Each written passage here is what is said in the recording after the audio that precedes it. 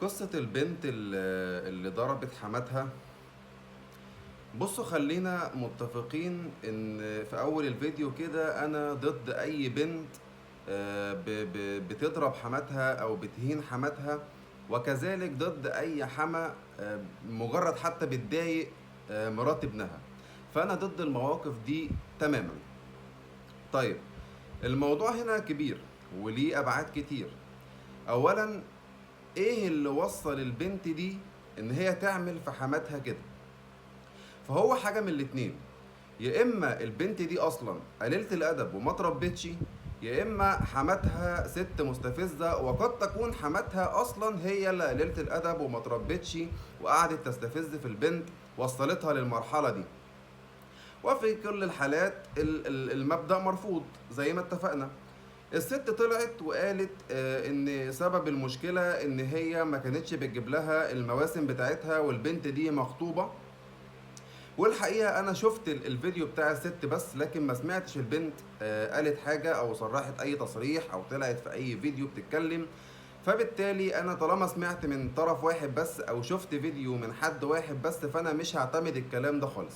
بلس ان الموضوع اصلا مش مقنع، يعني مش عشان مش بتجيب لها مواسم فيحصل كده. هم من الشرقية، فالله اعلم من العادات والتقاليد هناك عاملة ازاي، بس ما اعتقدش ان الموضوع هيوصل لضرب وسحل والكلام ده كله. طيب، اغرب حاجة بقى في الموضوع بالنسبة لي ان الفيديو انتشر عن طريق الولد ابنها.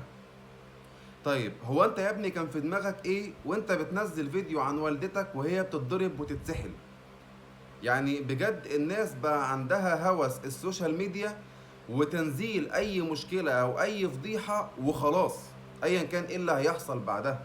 طب يا ابني، انت كنت خلي معاك الفيديو ده وتنزل مصر، لان هو كان مسافر، تنزل مصر وترفع بقى قضية تحل الموضوع بأي طريقة. الفيديو ده كان هيدين مراتك بأي طريقة من الطرق. انما ان انت تنشر فيديو لوالدتك، ايا كان والدتك تصرفها ازاي او اخلاقها عاملة ازاي وهي بتتضرب وبتتسحل، دي مصيبة سودة، دي كارثة. الولد لما نزل مصر قعد يبوس في رجل والدته. طبعا لسه الموضوع ما اتحلش، وهنشوف هيتحل ازاي.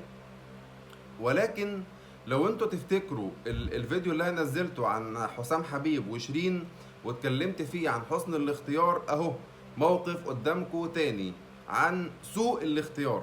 يعني اكيد الولد ده ما قدرش يختار واحدة كويسة تصون والدته في غيابه. فيا جماعة، حسن الاختيار هو أساس أي علاقة.